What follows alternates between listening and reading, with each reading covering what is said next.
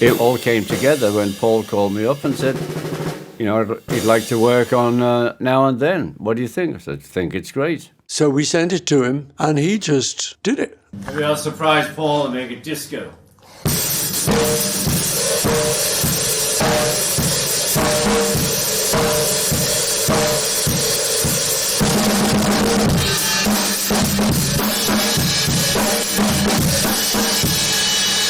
There it was, the next day almost, and it was great. And that made it more Beatles, so it really brought it on, and so now we had a track that was really starting to cook.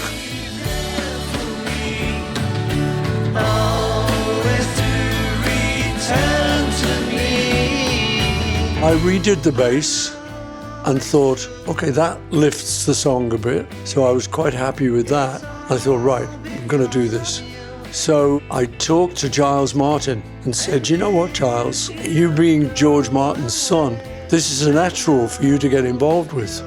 And Giles was very interested. So the two of us got together and he worked with a friend of his called Ben Foster, who was an arranger and a writer and a good mate. And Ben and Giles worked up an arrangement like Giles' dad would have done in the old days. Giles had to fly to LA one day to listen to a 4-hour string session that Paul wanted and then fly back to England.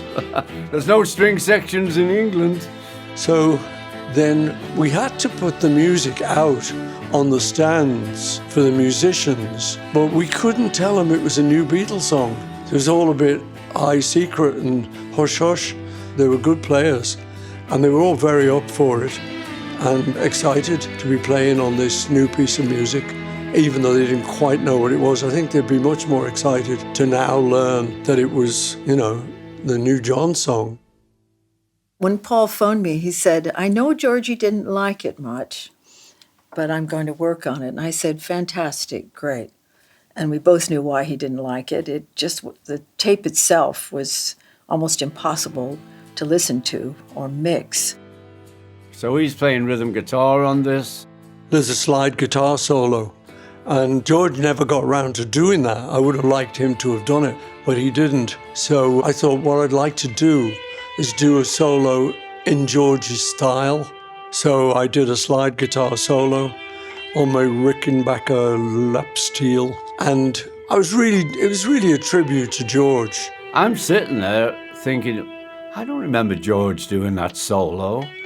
It was just like practicing maybe, because it sounds like George. Then Paul said, no, it's me. But Paul did a great job. I mean, he's very good, Paul. He's a very good musician.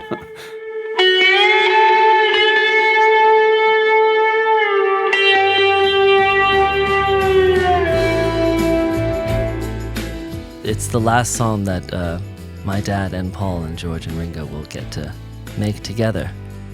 It feels very synchronous that the lyric speaks about time and that it's taken so much time and that it sort of fuses the past and the present. It's like a time capsule. It all feels very meant to be or fated or something in the nicest sense.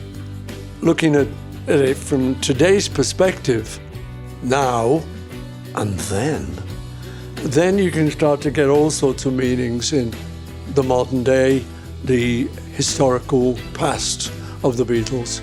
It lines up with all of that. But we were always very happy to let people make their own minds up. Here it is, it's a song. Now, the minute we deliver it to you, it's up to you. You can do anything you want with it, and people do.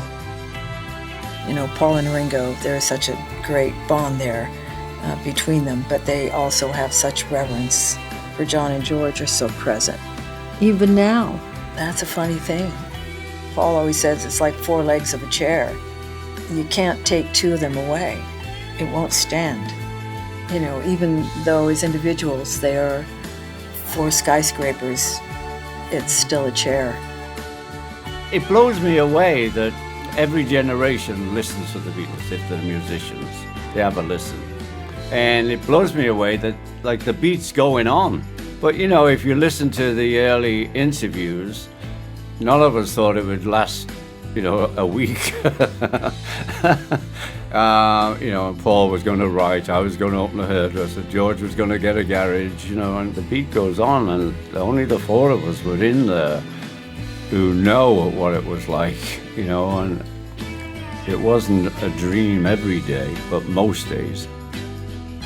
When I remember the Beatles, I remember the joy, the talent, the humor, the love, and I think if people remembered us for that, for those things, I'd be very happy.